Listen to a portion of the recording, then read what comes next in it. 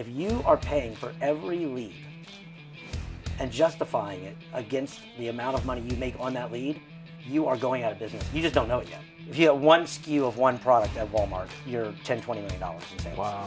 And I remember I walked out on stage at the last event, and there's 1,500 people. You find a $1 trillion problem, I'll show you a $1 billion solution. All right, Blue Collar Millionaires, Chris and I back again. I got my buddy Josh Yudin here. Wave is here. COVID, AI taking white collar jobs, shortage of labor. But if you're trying to get in now, and you're like, oh, it's easy money. No money's easy. You're always gonna pay for everything in life. But you do get to pay. You get to pay on the front and pay on the back. And he goes, I'll give you a tip. Front's always better. America's backbone was built on blue-collar business grit, grind, and muscle. This is where you stop working for the business, and the business starts working for you. All right, Blue Collar Millionaires, Chris and I back again. I got my buddy Josh Yudin here, coming in from Atlanta as well. We're in Chicago at a Blue Collar Millionaire event. Real excited to be here. I brought Josh on. I want to tell you guys about Josh. Is in Blue Collar Millionaire. Chris and I at one point read every comment and every post in that group. It's too big to do now, but I noticed certain guys, the way they answer questions, it intrigues me. I know that they're more than your regular member. So Josh was messaging me and going back and forth with him, and he was talking about building up the trades and a lot of things he's doing. So find out he lives like 5 minutes from me. Now he's my new best buddy. We're hanging out every day, Lifetime Fitness, walking around. So he and Chris are going to be doing some cool stuff with the membership platform, the Blue Collar Millionaire, that you guys are going to love. We'll talk about it. But Josh, thanks for coming on. And I want to kind of hear your story, because you have a cool story about coming from a blue collar background and then doing a lot of interesting stuff in corporate, and then now returning back to it. Coming back home? Yeah. Yeah, first, I appreciate it. Thanks for having me. This is really cool. It's a cool setup. It is a cool setup. How you doing? Yeah. Tell us about where you started with your dad's business. Yeah. So I'll try to keep the shortest version of this I possibly can. My dad's an interesting guy. He's kind of done a little bit of everything. He was in the military. He went to law school thinking he wanted to do that. Then he decided he didn't want to do that. He was a Golden Gloves boxer, played pro baseball. He traveled with a band called the Everly Brothers. Wow. Was a guitarist. So big shadow. And about a year before I was born, he started a manufacturing company. And I mean like manufacturing. Yeah. Like equipment, filling machines, Yeah. pallets, forklifts. And the first 7 years, I didn't know until later we were poor, right? Like a lot of guys, every money's going back in. They would tell me stories he may be embellishing where they find the coins in the couch for the laundromat kind of thing. And by the time that I was older, we were middle class, but he was working all the time. He would routinely sleep on the floor at the office because he was doing the stuff in the warehouse in the afternoon, and then in the office selling.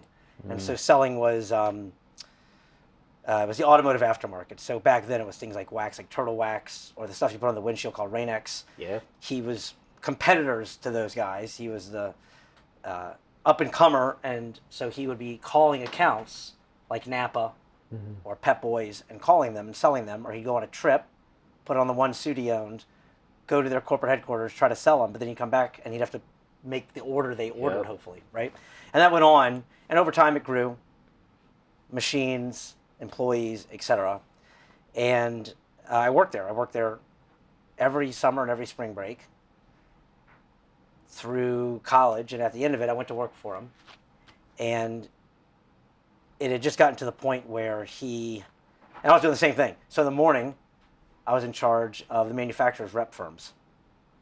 It reminds me of the dinner we went a couple weeks ago, and I'm sitting next to your buddy who was headed up to Chicago for a big meeting, and he's explaining to me what he does, and I go, "You're a manufacturer's rep," and he goes, "Oh, you know that?" Yeah. I'm like, it's been a minute, but yes, I'm very well acquainted with what that is. And so I do that in the morning, and then we'd all be in the warehouse and change clothes and come back just look like you've been to war. It's got grease and right. We all know So that. I learned how to shrink wrap pallets and drive forklifts, and I got really good at that. It was actually one of my favorite things to do. But it got to the point where he had to either exit or close it down because he was getting older. Yeah. Right? So exit meant Aging owner owners. finance, sell it to the kids, Yeah. which was me, or he started getting some real offers. So while I was there, he landed Walmart, and he had literally chased Walmart for like 20 years. And Walmart's what they call a kingmaker, right? If you get one SKU of one product at Walmart, you're $10-20 million in sales. Wow. Just because it's just so big. So he got that, and I'm like, that's it. I can't buy you out. Like, there's no way for me to justify buying you out. You Not and mom will selling. never have the money. That's right. Versus an offer of 20 million cash. And by then I was listening to the car ride on the way here. Revenue's higher, debt's lower. Revenue's higher, debt's lower. That's the whole business model. And I learned that pretty early on, and he had gotten it down. He was pulling money out like crazy. Every piece of equipment, now debt-free. Paid for. Right? Amazing. $1 million pieces of equipment. So when they came in and offered, they had to buy the equipment, they had to buy the brands, they had to buy all the IP, all the accounts, the money in the account. So he walked away with a big payday, right? Yep. He had no debt. So he Stop went. for 1 second, Yeah. just in case someone listening doesn't understand what IP is. What's IP? So intellectual property. So when you go to sell a business, if you've done a good job, and you've had Dan Antonelli wrap your trucks, brand your business, and you're the big fish in a small pond locally, your brand will be one of the highest things on that acquisition spreadsheet, right? If it's not, you're buying an account list, like an HVAC. You know, there's an HVAC company that doesn't have maintenance agreements. There's an HVAC company that does have maintenance agreements. Two completely different valuations. Recurring monthly revenue. Right. Then you've got HVAC companies with maintenance and a brand. Yeah. That's another whole other multiple. Yeah. Right? Because even if private equity comes in and they install some new systems, some AI tools, whatever to streamline the operations, what they really want is that brand, right? Which is different than a competitor buying you and they're like, oh, we just want your trucks and your people and we're They going just to want to rebrand it. absorb you. Right. What is that worth? It's worth 2 years of recurring monthly revenue and whatever the trucks are worth. Yep. But the brand could be worth a 14 multiple. I mean, if you're doing enough. Because then you can also bolt, we're getting ahead of ourselves, but you could bolt on any service under the brand. Like Apple. It's a computer, or it's an iPhone, or it's a watch, or it's glass. Whatever it is they put under it, they got the little Apple on it, and you're like, oh, it must be good. So Apple's a good example. Their IP is their number one. More than their factories, more than the name Apple is worth its weight in gold. It's a home. It's a 'Cause you home can put- brand. Yeah.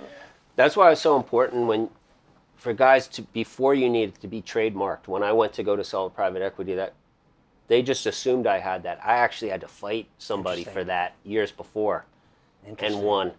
And I was thinking, wow, you could leave millions on the table by not having that. It would have been a totally different deal. Yes, exactly. It's a totally different deal. Yeah, so anything you have to have it trademarked. There's so many guys out there, just they see a name, they're like, maybe they check their state registry, like, I think it's available, I'm good to go. Got to be making sure you build that brand out early, Yes. correctly. Yep. And the thing is, it's like everything else. You can hire an expert, or you can muddle through it. But if you've got the elbow grease, it's a good thing to learn. For $750, you can get a trademark. Yeah. You can pay an attorney $12,000. But there's this idea, right, that it's expensive. Not everything of value is expensive. It's did you think to do it? Yep. So anyway, Expensive later. expensive later, right? Especially when you're talking about multiples. Yeah. You know, you're losing millions off the top because you didn't trademark it when you could have. Anyway, so I do that. I go to college. I get a marketing degree at the University of Georgia. Didn't learn a whole lot. Learned I like to drink. That was good. Since I've gotten mostly rid of that, like most guys my age. And then I just kind of like moved through the stuff. Like I was in advertising, sales. I went to work for a company called WSB Radio in Atlanta. Yeah. As a news talk station and made some money. And I thought it was like killing it. And then I got a call from a company called XM Radio, and they were launching these satellites into space, and it sounded like the dumbest thing I'd ever heard, but what they were paying was ridiculous because they had private equity money. That was my first run into private equity. I didn't even know what that term meant. Yeah.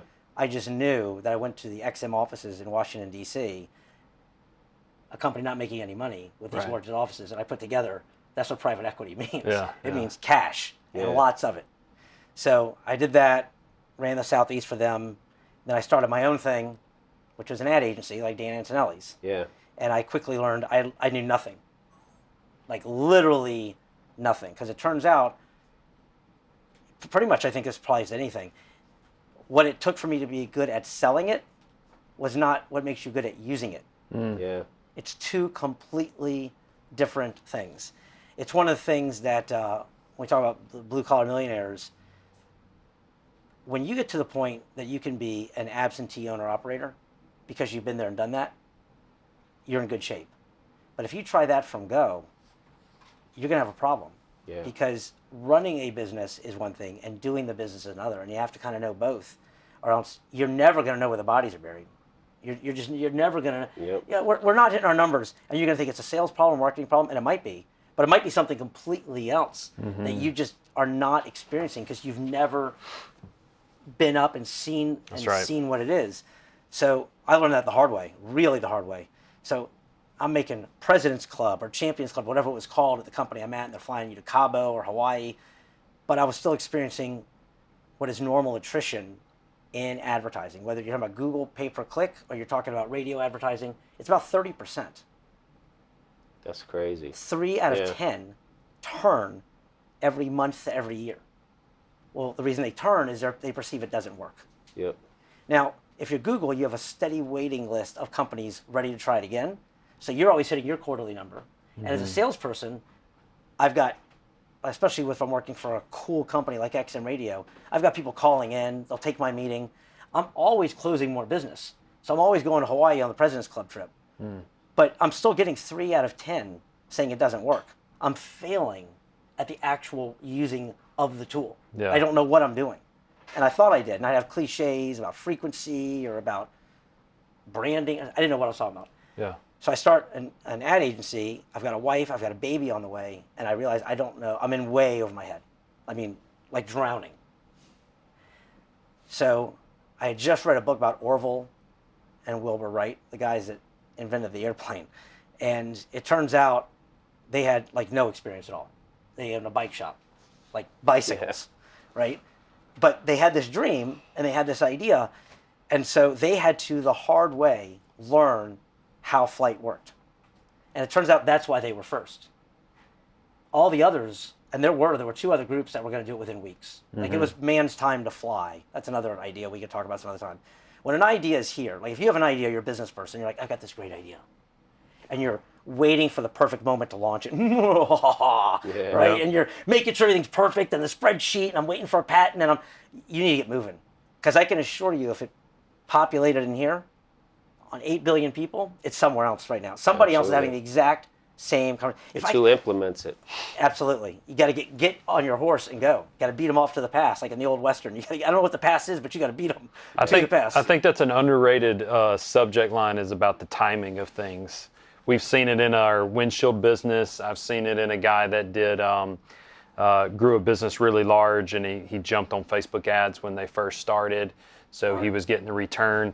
And timing plays a lot into how big you can grow something, and more importantly, how fast you can grow something. Because it's like, so we went to San Diego for a trip a couple of months ago, me and my wife, and we go out there on the pier, and we're watching these surfers get out into the ocean. And so the waves come in sets, right? I'm not a surfer, so I don't know it 100%, but I do know they come in sets. And you'll see them waiting for the right wave, and then they'll hop up on it and ride it in. And then they paddle back out. But whoever's sitting there ready for that set, that wave, that was their time to be able to get up. Otherwise, you're sitting there just waiting for the right wave to come in. And it's probably the most powerful lever that hits your business. The problem is it's not always available for you to pull.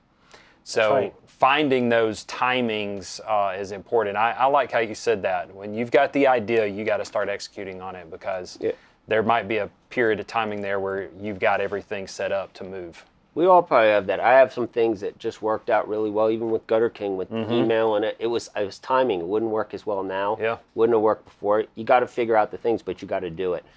A pet peeve of mine is when somebody says, I had that idea. Yeah. I could have did it. It's like some billion-dollar or some Elon Musk. Like, who cares? What does that even mean? I had 1 million of them too.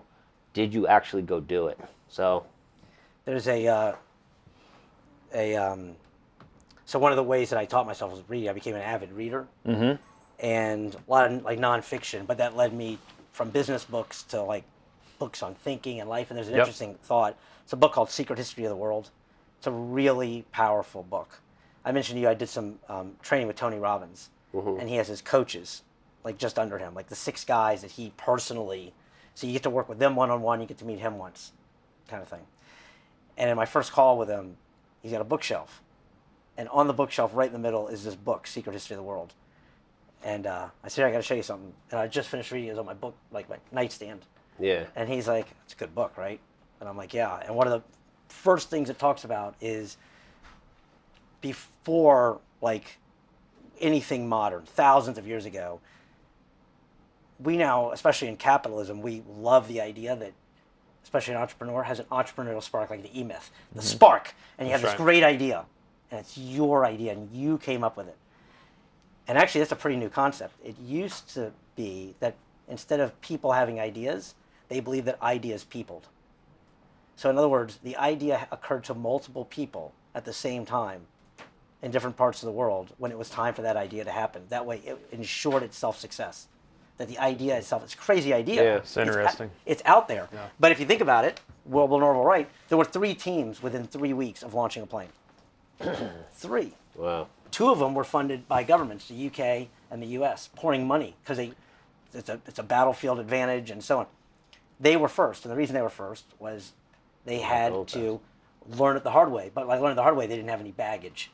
So the others were scientists, and the only thing they had to go on was the way they moved balloons through the air.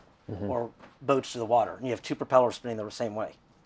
And every time they tried it, the plane would crash. And it turns out modern planes and even jets have 1 propeller spinning one way and 1 propeller spinning the other. That's how you get lift. Yeah.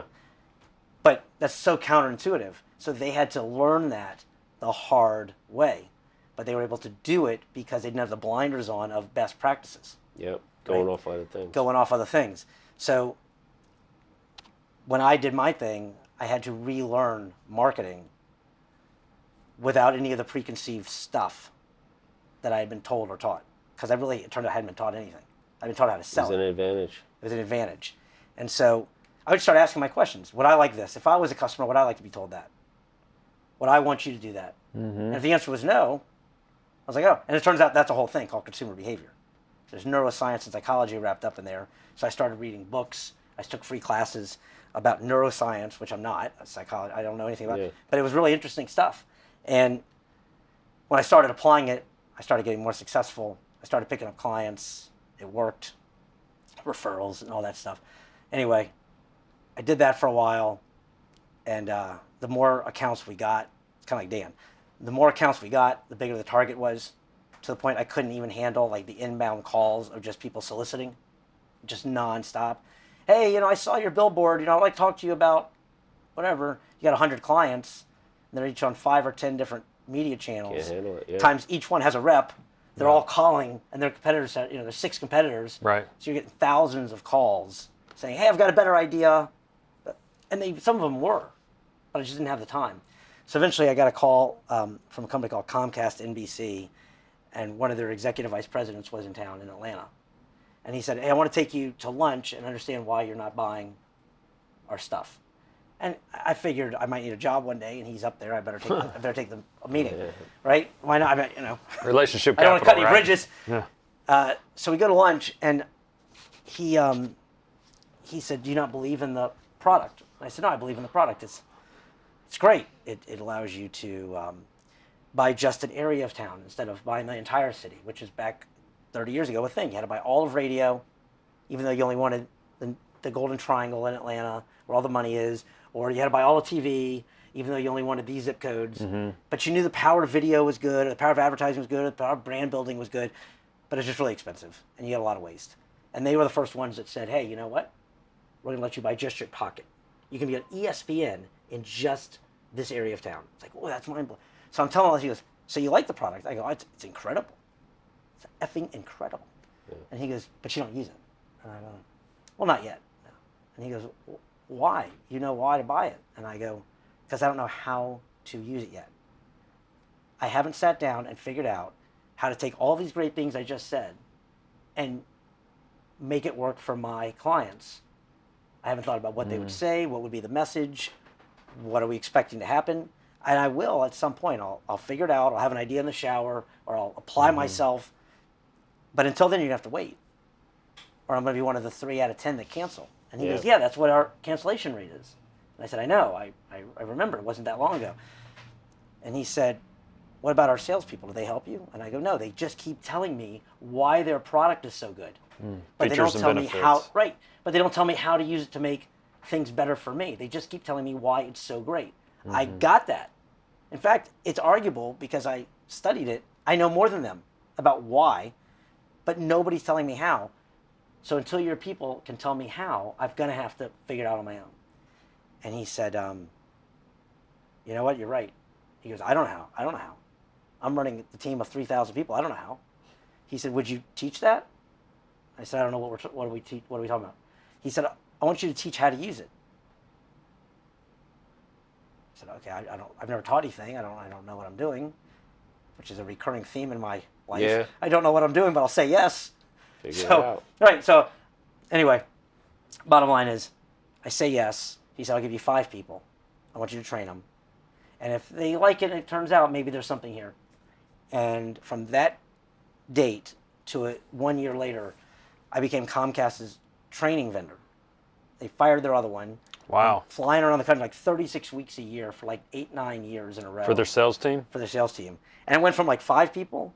I remember you were talking about getting up on stage. We were telling a story before you came up, right before we came here.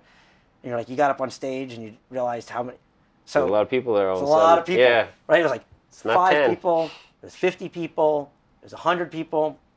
It just keeps growing. And I got, and the accounts were growing. It was like Comcast, it was HBO, it was NPR, it was all these kind of word of mouth. And a guy would leave. Like he would leave and become the president over here. And he'd be like, I'm putting my team in. And my team is, I got this training guy, right? Anyway, like you guys do on Blue Collar Millionaire. I see you're plugging the same people that you've seen do the work right. and That's help. right. And so they went from a guy that really knew what he was doing and had a nice client base to all of a sudden it's exploded with Blue Collar because you guys said, this is the guy. Yeah. So I became, in that world, the guy. And I remember I walked out on stage at the last event, and they were stacked up on the calendar. So I really wasn't that dialed in anymore. And in like the 9th year, I wasn't doing the research I should have done. I was showing up. I get off the plane, car picks me up. Yeah. They do the mic, and I walk out, and there's 1,500 people, and it's got like lanyards with my name on it, and they're all like waiting like this, and I'm like, Gonna give them the magic I'm pill. like, the DTs. I'm like, oh my god. Anyway, long story long, that runs its course. I ended up getting out of that business. I ended up doing some other businesses, which kind of led me here. The one through stream, pretty much since I left my dad's business, was because of the way I learned, would I want to buy that? I got more and more in home services. This is what I had I had a house. Yeah. I had a wife. I had kids. So an example was I would see these ads, and my clients would say, "We'll do a free inspection. We'll do a free analysis. I remember thinking, I've got a wife and 2 daughters at home. Yeah. I'll pay you to stay away from my house. I don't want free anything. I don't want free. In fact, I have a security system that I pay like $100 a month in monitoring to keep guys that look like you." The guy was like, I remember the guy came to my house once and he wanted to do a free inspection of my windows, and we needed windows. But I'm still thinking, as much as I need this, guy's about 230, pretty well-built guy. Yeah. And I'm like, you're exactly the guy I'm trying to keep out of my house. One, either because my wife wants you in the house, or 2, because she doesn't want you in the house. Either way is not good. I don't want you in the house. I said, I'll give you $100 to not come. So when I started applying that, I started realizing what would work and what wouldn't work as a homeowner. The more I did that, the more the referrals came in. The referrals were always home service businesses. So we ended up with a roofing company, an HVAC company, a plumbing company, a pest control company, a landscaping company. And each time I would go work in the field with them because I'd learned from my own shitstorm I didn't know what I was doing. Yeah. Like, I could be like, oh, I'm an expert in homeowners, but until you know what a pest control guy does under your house, That's right. right, or remediation, Yeah. you really don't. No. You don't know. And I always found that interesting, and then it made me a bunch of money. And so when I exited my last business, I started reading a lot about the trades and the employment gap. And the gap is really big. It reminds me of The Big Short, the movie. Yeah. How in 2008, there were like 4 or 5 analogy. guys Yeah. who were like, you don't see this? And everybody else was calling them crazy. Yeah. And he's like, you don't see this. Yeah. Right? And Steve Carell plays the guy. They actually go down. He was one of the guys. They flew down to Florida. And there's alligators in the pool because they bought the house, right? Yeah. With no money down. They were strippers. Yeah. They bought the house and then just wasn't selling, and they just abandoned the house. And there were like alligators in the pool, and they almost get eaten. And it's these guys from New York who It's a great movie. right? And they're like, what is going on? And he goes, I think it's happening everywhere. He's like, wait a second. You're telling me in these tranches of things we're trading, underneath that is a house in Florida with an alligator in the pool that was abandoned by a stripper. And he's like, yeah, I think we're in trouble. Yeah. And they shorted the housing market. When I looked at the trades and the employment gap, I'm like, boy, this looks uncannily familiar to me. You've got tons of people who just expect to pick up the phone, whether it's commercial, residential, and just get somebody to come. And they're mad if you can't come that day. It's hot in here. Gee, God. Have you called the guy? And it's all contingent on ridiculously well-trained people. It's not, That's right. I mean, you're not talking about the register guy at Publix, right? The certifications you have to have, the retraining you have to have, the equipment you have to have, the loaded truck you have to have for a lot of the jobs. I'm like, that's not an easy replacement. And I'm like, you know what? I've done a pretty good job of helping them grow, but I'm seeing a wall coming. And you and I actually traded, I think it was us. I apologize if it's not. I'm going to put words in your mouth, Chris. Go for it. You find $1 trillion problem, I'll show you $1 billion solution. I don't think that was me, but I like it. I'll take it.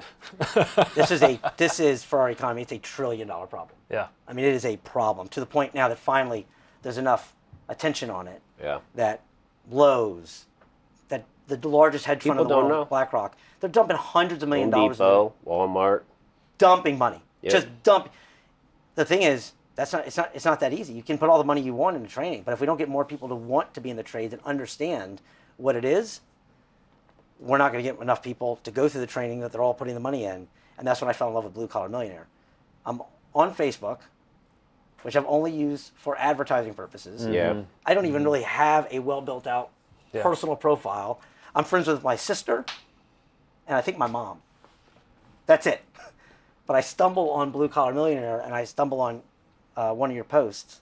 And it must have been right about the time that you exited and got fully involved because you had just started like really posting. And it was a Yeah. DM files. It was a Sunday DM files. And I was looking at the questions you were answering.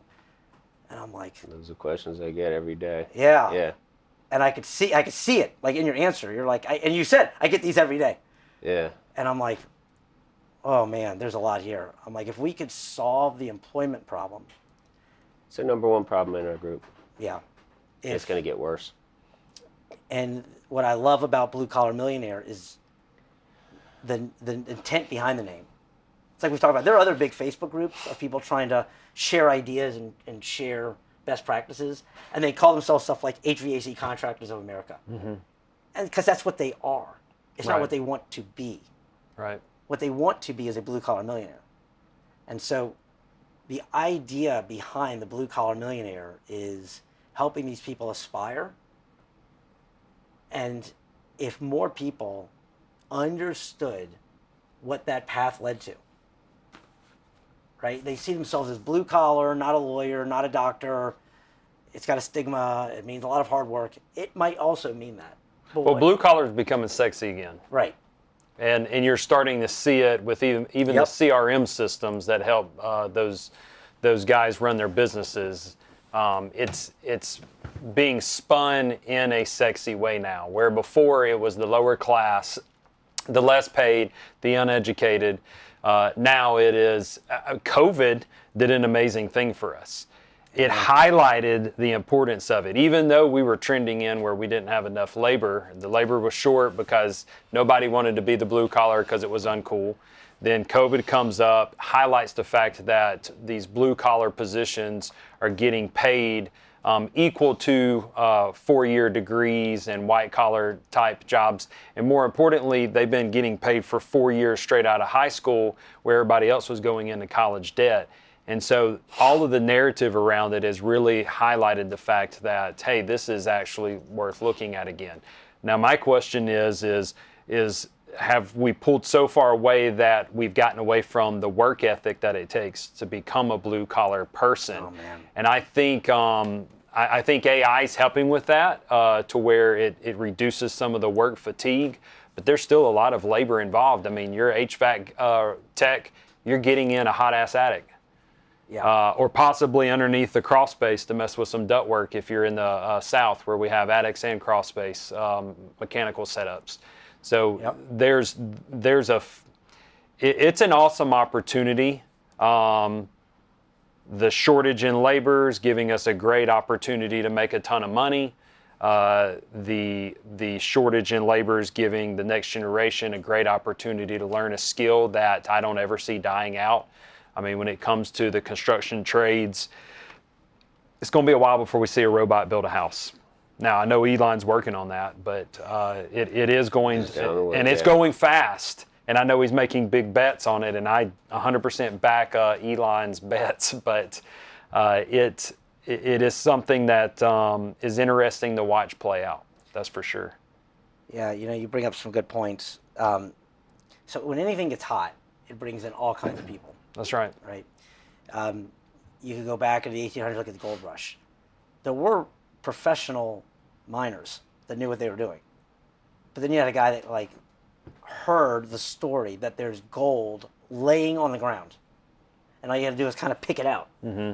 And so you get a bunch of guys who don't have the physicality needed. They don't have the equipment because they don't even know what equipment they need. They pack up everything they own, risk it all. They go out west, and then they learn it's really hard work. If you hit a vein, even if you hit a vein, you still have to dig and dig and dig and dig and dig, use dynamite to get enough to become wealthy. It's a real thing. And if you don't, you could spend forever, right? Yeah. And I see a lot, to your point, I see a lot of that with a lot of the newer blue collar. The AI is great, and it's the wave. Mm-hmm. So everybody's paddled out. If you've been doing this for, let's say, even just 5 years, but definitely 10, you're waiting for the wave. The wave is here.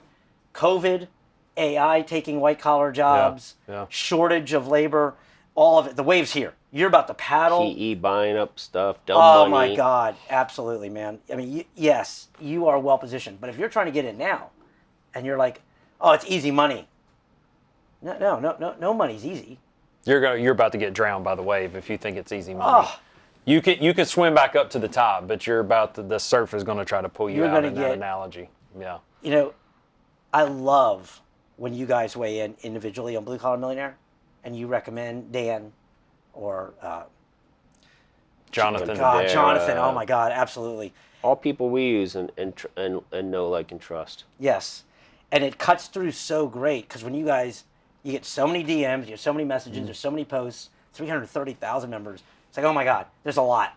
So when you jump in, you can almost feel the collective, they read this one and they point us in the right direction. Because if you don't get involved, it is chaos. There was a post a couple days ago. Someone asked about advertising, which, because of my background, obviously I'm biased, and also I feel myself being pulled in. Right? Yeah. So I'll read 184 comments. Right? And there was one, and it was about SEO. I'm just pulling that one out of a hat because I saw it again this morning because there were more people. You know when you pull up and it says someone's typing? Yeah. It said 3 people typing. It's like 6 a.m. Yeah. For a post that's 5 days old already. 3 more people typing. There's already like 384 comments. Yeah. And I'm like, this is a hot subject. Holy crap, right? What is going on? And every post is different. I mean, just think about that for a second. If you said, how do you put a shingle Everybody, yeah, similar. Very similar answers, right? You might, well, we found a trick. Ooh, that's a good trick. Or I'm having a problem. But 90% of it. 90%. And the hack would be a little helpful hack. One guy goes, I'm paying $450 a month for SEO. First guy goes, you're getting robbed. Yeah. Next person goes, it's got to be at least 3,000. You're not getting any results. Next guy, put it in a Claude. Next guy, that doesn't work. You're going to get kicked out of Google. Next guy, SEO's dead. And it's like, what is going on? That's what gets everyone confused. Total confusion. And so if I'm new, I haven't been doing it 30 years. Because that's the thing, if you've been doing it 30 years, you already know, and the people that are commenting haven't been doing it 30. Give me a break.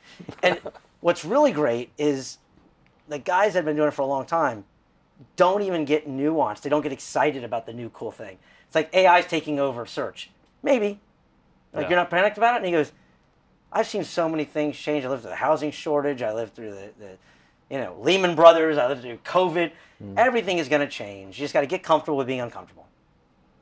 And if you do that as a business owner, you're going to be fine. You can't freak out about over every last thing, because I can tell you the one thing that's going to change is change, right? That's consistent. But the new guy is like jumping on the thing, and if you read this, and by the way, he's probably hearing the same thing from any of 20 consultants he's tried to hire. One told him set it and forget it, and that guy's going over and using Claude. And you got one guy who's like Dan, who's trying to tell him that an investment of $25,000 in logo design is worth it. That's right. Or another guy's telling him $450 is too much for SEO. He's like, so then he just starts spending money. And by the time he looks up, he's fatigued. He's fatigued with spending on marketing that didn't He's work. out of capital. Maybe to your point on the way here, he took out money instead of for equipment that'll pay itself off. That's right. He did it for marketing, betting on the come, but he used it to actually learn lessons he should have already learned from somebody in the know. And he tried to reinvent the wheel. Now he's gone through $100,000 over 2 years in marketing that didn't work. He's further away. This is so many members in our group that So out. He's fatigued. That's the importance of talking to someone that actually knows what they're talking about, getting that information. Has a track record. Has a track record. I've heard it so many times. Hey, if you want to be rich, you don't go to your broke family and ask for advice, right? You go to the person that's rich, that's done it. You ask them how they got there. Success leaves clues.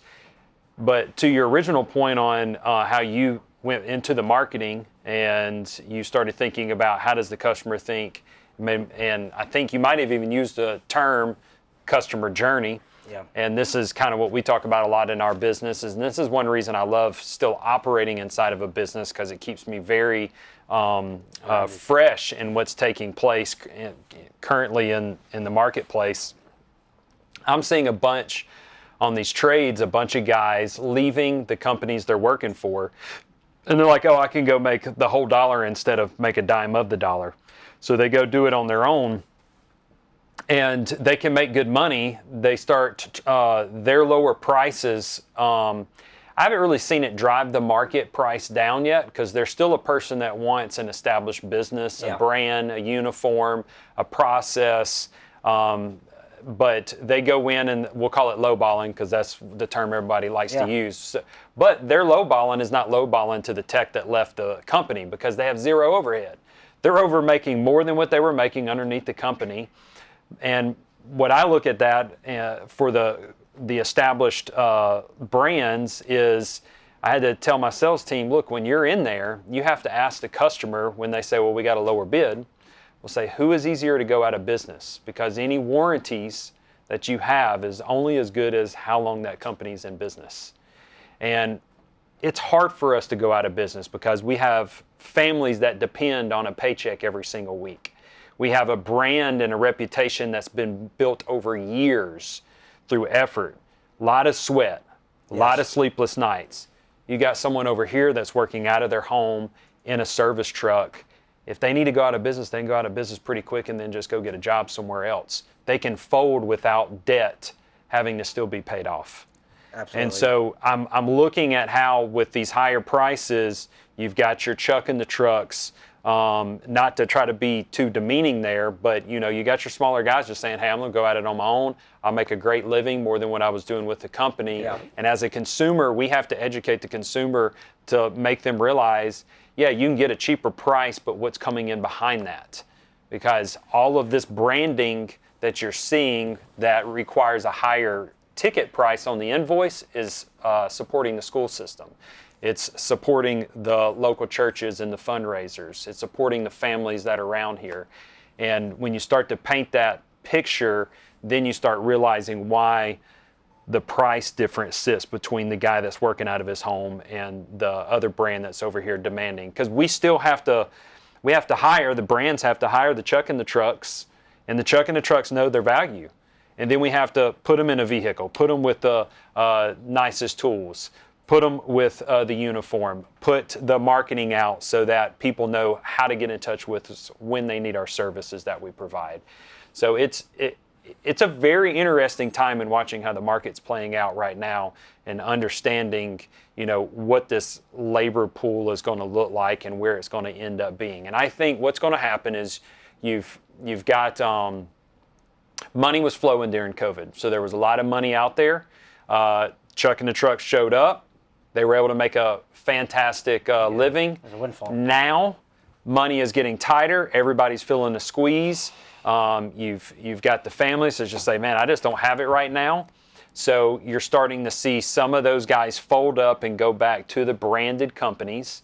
And then the ones that know how to run a business, the branded companies that have systems and they know how to treat the customer experience the way it should be treated, they're the ones that are still in the process of growing.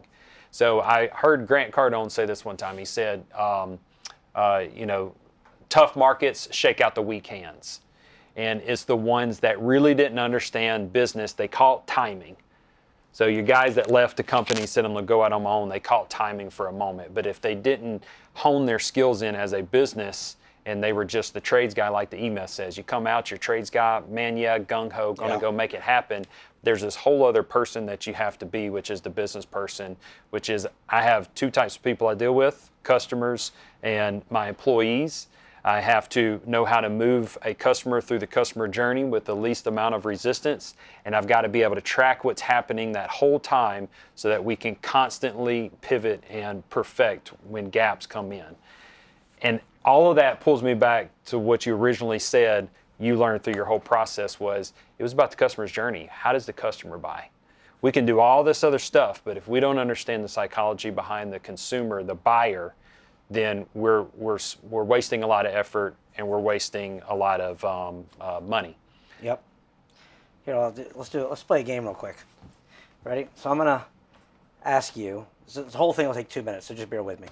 So first, just in your head, can you order the days of the week, alphabetical order? Can I order the days of the week? You put them in order. So instead of Monday, Tuesday, Wednesday, Tuesday, order them alphabetically. Yeah, it'd take me a minute to do that. Right, Yeah. so just clear your head for a second. We're going to try it for a second. It's better when you have a piece of paper, but you guys are bright guys. Uh-huh. We're going to let you go first. Yeah, we'll let Kevin go first. And by the way, nobody gets it right. Friday, Monday, Thursday, Saturday, Sunday, Thursday, Tuesday. It's hard, right? Yeah. It's really Very hard, up. right? He just did it. He got it right, actually, which is puts you in like the top half of a quarter of 1%. I've done it with pieces of paper with a group of. I use it in training. I'll show you why in a second. Nobody gets it right the first time in writing, so that was pretty impressive. I'm not surprised, but that's pretty impressive. Okay, so second question, then we're done.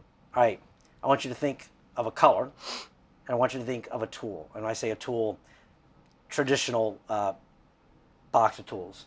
Mm-hmm. Okay. All right, so color and a tool. You guys too. You got something cool on a tool? Okay. What'd you think of? I thought of a drill. Thought of a drill? Yeah. What color? Red? Red. Red drill, because that's what I Red had. drill? Yeah, we Okay. had tons of them. So I've done this exercise at the beginning of every speaking thing I've ever done. The first one clears your mind. It takes so much effort to reorder the days of the week. Yeah, you don't think about anything else. You're blank. You're completely clean. Then I'm having you do something without any preconceived notions on a clean mind, and I can tell you either going to say red or hammer or both. Wow. Hammer was my other one I was thinking of. It's like Yeah. between the two, with the permutation and combinations, if I said just a color, I'd be right like 50% of the time. If I said just a thing, I'd be right 50. You put the two together, and I asked you guys, but normally I go, who here said red or hammer or both? And so when you get 1,000 people raising their hands at once, they go, you're like Nostradamus. And it's not. It's just predictable behavior. Mm-hmm. That's business right there. That's it. Okay? Business, whether you're talking about Fedora with loans, or you're talking about the CPA, or you're talking about factoring, you're talking about consumer behavior with marketing, they all have predictable behaviors. And the whole purpose is to take advantage. You're not going to change people's behavior. You're not going to change general accounting principles. Right. Your job is not to change them, which is hard for a lot of alpha guys, including myself. I want to change my body. I want to change. I'm going to get in an argument. I'm going to change that guy's mind. My wife and I get in a fight. Let me tell you something. Yeah. You know, don't change it. Take advantage of it. But the only way you can take advantage of something is to understand it. Yeah. Well, that, again, back to 30% loss in my original career, happens because nobody understands it or you're asking the wrong people. So I'm all for putting out a post, hey, can anybody help me? But really, that's like walking into Lifetime and going, can anybody here help? Yeah. I was thinking I'd get in shape today, right? Yeah. Which is basically what you do when you join a gym membership. Yeah. So $279 a month, gym membership, gives you the right to get in shape if you get your act together. But it doesn't get you in shape. It just gives you the right to access the stuff. And then you can meander through. You can go on YouTube and find an influencer. You can ask a guy working out that's got arms like you want. He's not going to actually tell you the rest he does and the number of reps. He's going to go, I like this move. But you still don't know anything. You don't know how many times to do the move, how many days a week, what other things do I do with, is it just all day? Yeah. It's like, I still don't know. I got one tip from one guy, and I think I'm off to the races. And if I cobble enough of those together, I could fill my day. I could fill Monday through Saturday in the weight room with tips I got. But they're incohesive crap put together. There's no real plan there. So if I throw out, hey, does anybody? I'll get a good tip. There's nothing wrong with the tip, and there's certainly nothing wrong with the intent. The intent is awesome. The guy's really trying to take time.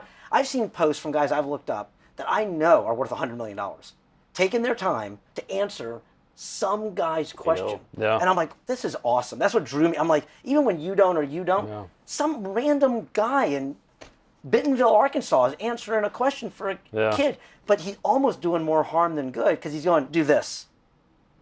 Yeah. Just that, or do I recover? Is it every day? No, every day it'll tear your muscles. Like, I love the analogy, and we know the guys who have huge 100 million up exits. They take their time. They write stories. It's incredible. Yeah. And what I see so many guys, like I've had guys text or message me because they knew I was in gutters. I heard there was no money in gutters. How do you make money? I said, there's money in everything. It's who's doing it. That's right. amen. God almighty. People ask that all the time, oh, I heard it's saturated. Saturated for you. People used to tell me landscaping was saturated, roofing, real estate, gutters. I did them all, made money in all of them. It's just how you look at it and do it. But all those guys who do well in it do what you do. They know they don't know something, and they're down to find that answer out. They're like a dog on a bone. They're going to find it out. The smart ones get it from other people who've already done it or books or whatever. But so many other guys are just posting. Is there money in junk? 1-800-JUNK says there is. Yeah. Yeah, hand over fist. You know, and then other guys struggle. One has nothing to do with the other. I saw somebody ask, hey, for you HVAC guys who left your job, did you make more money than when you think? Some of them failed. Some of them, like Ray, made $25+ million. Yeah. It's on you. Yes, absolutely. It's what's behind it, and what are you willing to do? I don't know how to explain that to guys sometimes. It just frustrates me. Well, there's more skills than just hiring people. There's more skills than just doing the craft, the widget that you do. There's all these little micro skills and these EQ skills that you learn as you're moving through the path. So I have my 19-year-old daughter. She's with me in between her freshman and sophomore year. And me too. And so she's getting a chance to shadow, and super proud dad here. So I got a divorce when she was close to 10.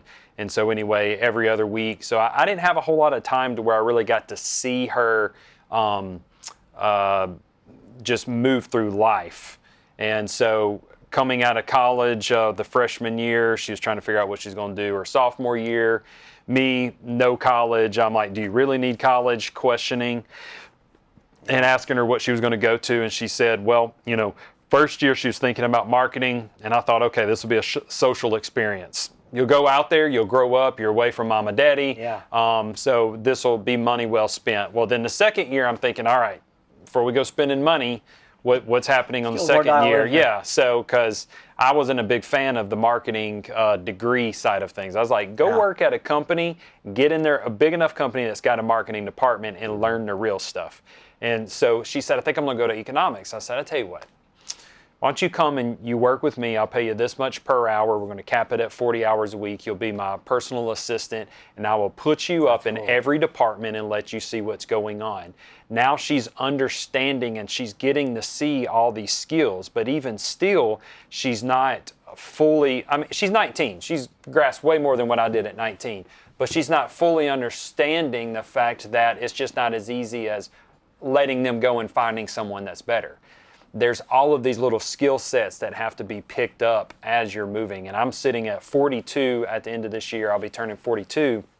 And I look back at all of these experiences that have built a new understanding, a better understanding of how to move in business. Yeah. And what I did wrong. I've moved fantastic technicians up into leadership, burnt them out, and lost great technicians because I moved them up too quick because I needed that and I thought they would be good there. And so those type of social experiences that you get to experience as you're growing a business, that's a micro skill.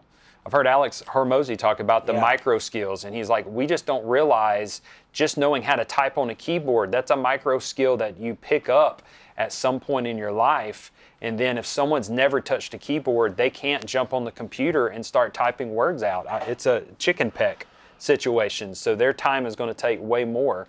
And when I think about all the micro skills that we've picked up in the matter of to the point we are in our age, and then what our new generation's picking up, they're learning at an expedited level of experience. It's just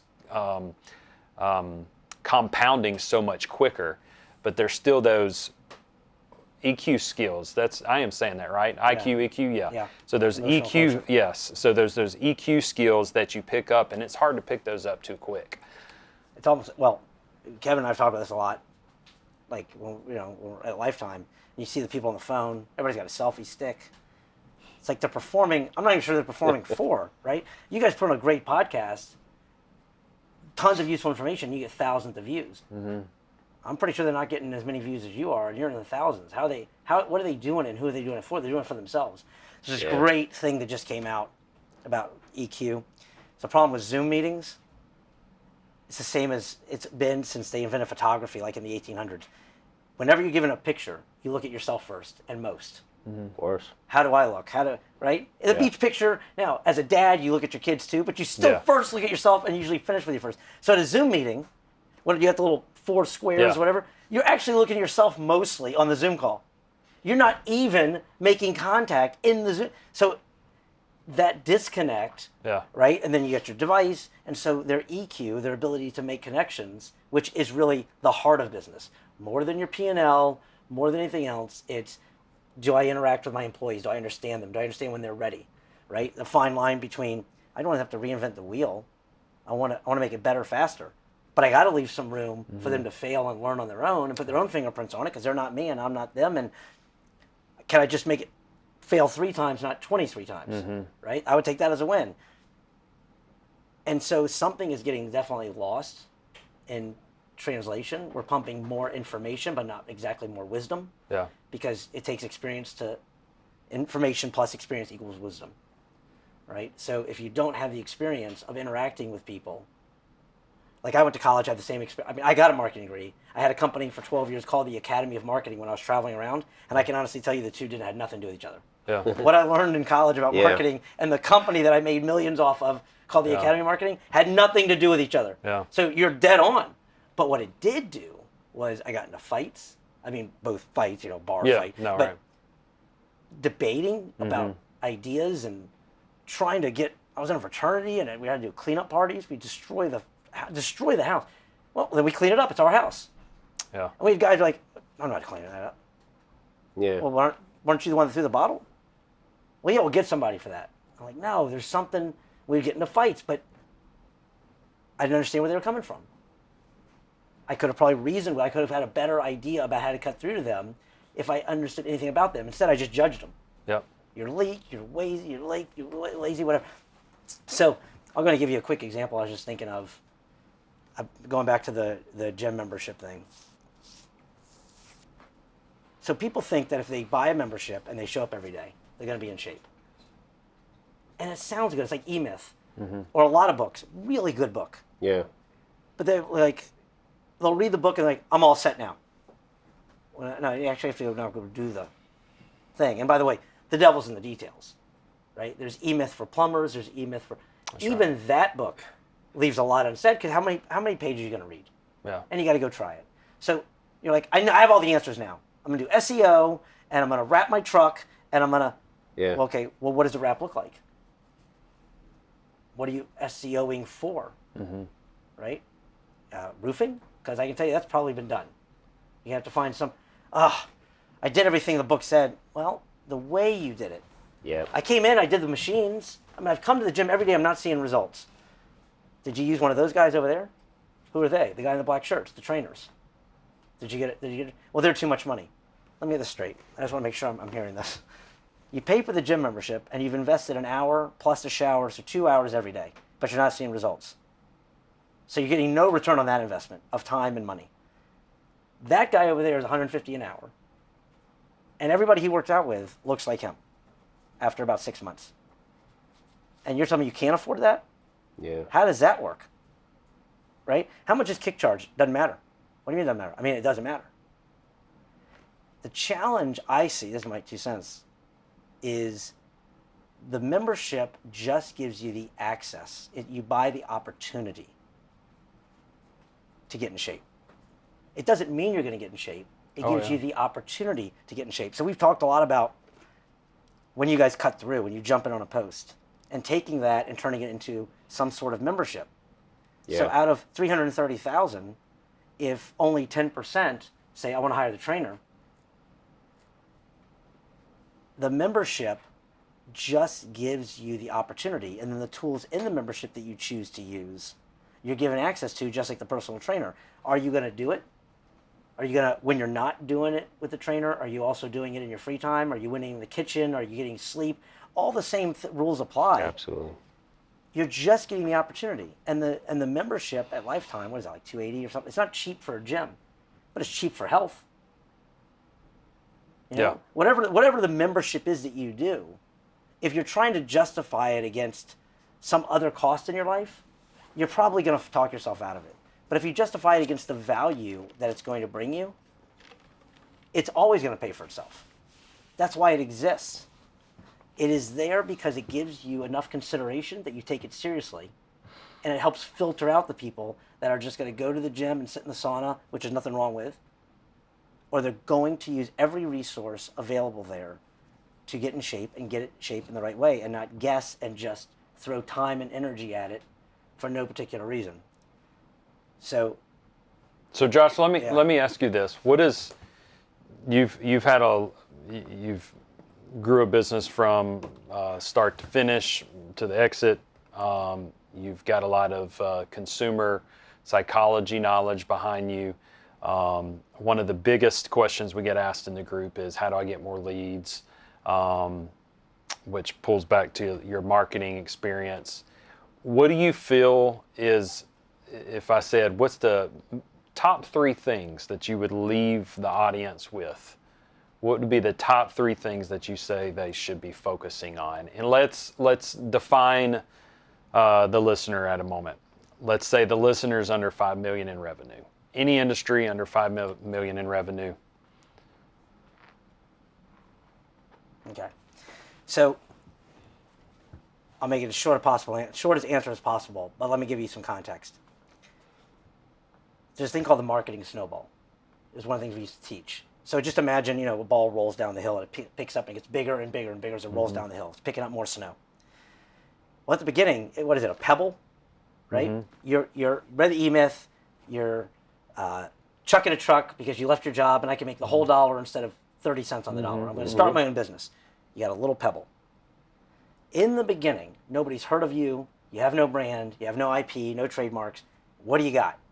You got you and your ability to hang a shingle, clean a gutter, do an HVAC. So you're going to have to do some sort of paid advertising because there is nothing else right now to get the ball rolling. But the way it works is you pay to get a customer. The customer comes in. You get repeat and referral. Right? Spend a little more, get more customers, they generate repeat and referral. And the ball keeps picking up. And so what should be happening is, especially by the time you get to about $5 million, is the ball's pretty big. It's now rolling. Every customer that comes in is generating repeat and referral, repeat and referral, repeat and referral. So that what happens is your reliance on paid advertising is getting less every year. Yeah. Big rock, small rock, medium rock, dust, and then water. That's what makes a jar tight. In the beginning, your paid advertising is your big rock. It's all you have in your jar. Fast forward 5 years, that rock should now be a medium rock at most and probably a small rock. And by the time that you're 20 years in, the guys that write the nice long posts and are worth $100 million, that paid advertising should be sand. Yeah. Right? Yeah. So, Great analogy. So one of the things that I see is, to answer the question, it depends on where you are. So very often, like when I had an ad agency, we're talking 15 years ago, but it doesn't matter. You would get a spreadsheet. They go, this is my marketing plan. It's really not a plan, it's more of a budget, but we'll go with it. Here's my thing, it's an Excel spreadsheet. And what you'd see is the same 4 or 5 or 15 items, like Google pay-per-click, SEO, maybe Angie's List back in the day, Facebook ads. And all you'd see over the years is the dollars getting bigger. That was their plan for growth. What you should be seeing is complete reallocation. Man. Over time, that paid stuff, as a percentage of your revenue, should be getting smaller, even if you're spending more.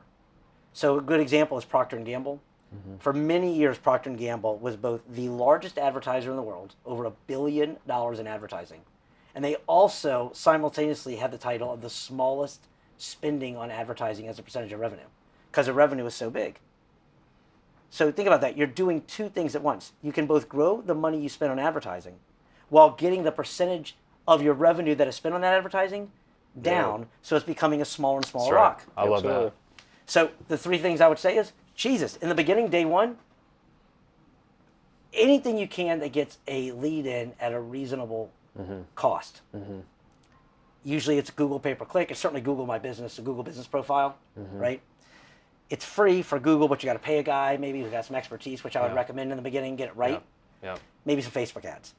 But then very quickly over time, you're doing stuff that's adding, and eventually, and by the way, I could send you guys this. There's a model that tells you at what dollar amount you're at and what percentage of revenue you're at in terms of gross profit. Tells you when to start making these jumps. So at some point, you want to wrap your truck. I get in the beginning at one truck. You don't have a lot of cash. Yeah.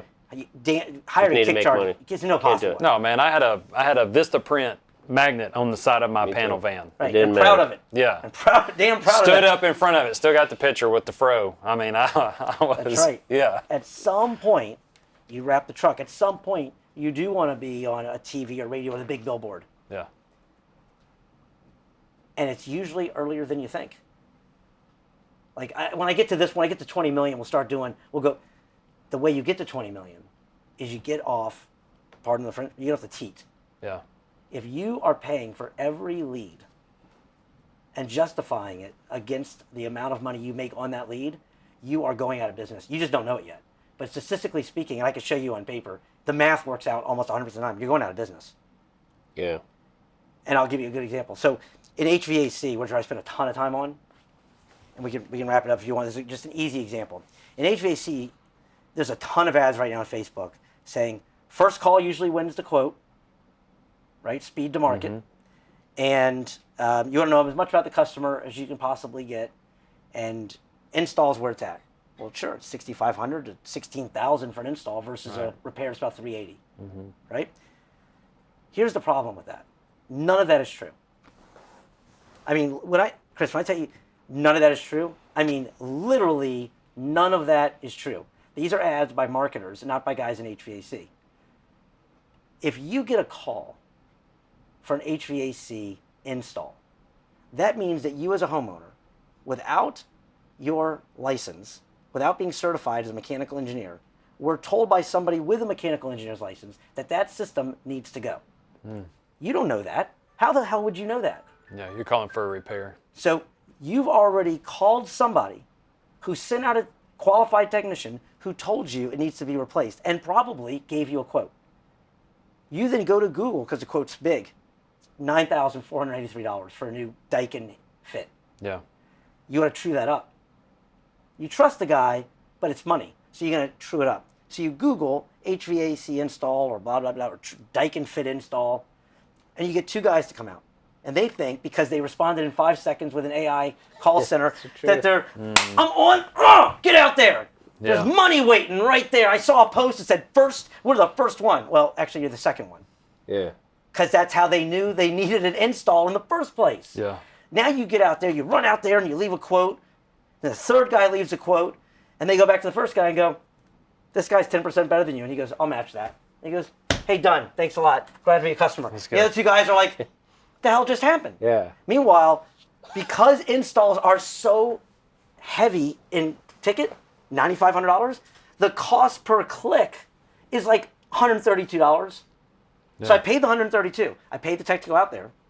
It wasn't a repair call. The first guy got the repair visit and the bid on the install. You just got the bid on the install, which you do for free quote. That's right. So now I'm upside down on the cost per lead. I paid the tech for a free quote, or the salesperson. I don't get the deal. Now I'm aggravated. I'm posted on Blue Collar Millionaire. These guys are diving for dollars. They're set. No, he was already in the house.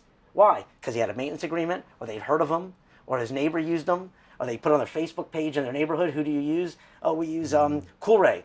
I'll call Cool Ray first. So you spend this whole system of marketing to get install leads, when in reality, a mature business never bids on install leads, ever. You bid on repair leads, you get your foot in the door, you get out there fast, you give great service, you put your stickers everywhere, maybe it's about 11% convert to maintenance agreements, sign them up, do good work, you're the call. Can you come replace? And you just know, even though you have a maintenance agreement, you've been with them 9 years, they're going to gut check you. Yeah. Yeah. Be ready, treat them right, they'll call you back, you match it if you have to, you keep them as another 9 years. Yep. Right? But instead, you have guys new to the business. I want my most efficient ROI. They get an SEO guy. They get a pay-per-click guy. He puts them in install leads. He says, average is 132. Yours is only 112. I'm saving you $20 a click. I'm a hero. Yeah. Yeah, except nobody buys. Yep. That's why the customer acquisition cost is out of control. And then it explodes. You're like, you're not paying 112. You're paying 112 times the number you went on, and then the wins. You actually probably had to go see 10 to get one. Your customer acquisition cost is about $1,120 per customer. And you're like, I don't know what it is. My margins are all messed up, and you call Fedora for a loan. Yeah. Yeah. Like, wait a second. What? This is great stuff, and Josh and I were talking. So many guys I know who've had massive success have done this.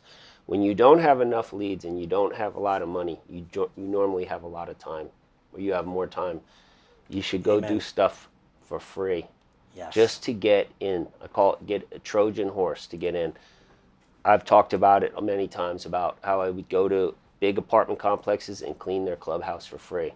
And the way I did it, I'd always have my insurance. If they'd ask me, and I'd say, hey, I stopped by. I see you got debris all in the valleys. It drives me nuts every time I drive by. Can I clean that for you? And they're like, yeah, you can give a price. And I said, I want to do it now for nothing. It drives me nuts. I got so many jobs like that because now I'm in their cycle. Yes. Right? I know Ray, a friend of ours, did tons of people at his mentor's church for free. And it just exploded. People want to reciprocate that. Yes. They want to give you work. They want to tell you about your sister. They don't want you to do them for free if you have it. But that whole mentality is getting in the door. Too many people are waiting they just want this text that shows up. I got a lead. They don't want to actually do those things. All I wanted to do was get in the door. I believed if I get in the door, I do some work, you're going to like me. I did it back when I was a young kid, cutting lawns for people free. I would see it and I would tell them, can I cut that for you for free? I do That's I do awesome. 4 others in the neighborhood. And then I'd say at the end, I'm here every Wednesday. If I do it on Wednesday, I'll do it for 40. If I have to come another day, it'd be like 55. They'd be like, come on Wednesday. It's just too easy. It's like the drug dealer, man. I had back then, I had like Game three, First one's for free. 3 or Gateway drug, baby. 4 days. We did a windshield business. Big companies, we won't name all household names. We'll do. You call us any truck anywhere in Arkansas, Washington State, New Jersey, we'll put it on for free. Genius. Yeah, get in the door with them. I'm not saying give away things for free. There's so many guys who don't have money. Like, I don't get in my truck for less than 500. Yeah. Okay. There's a post. There's a post about the inspection. When I say and it, I charging. never talked Yes. about what you talked about. That's why you want to get in. You want your sticker. You want to be the guy in there, and they'll call you. Yep.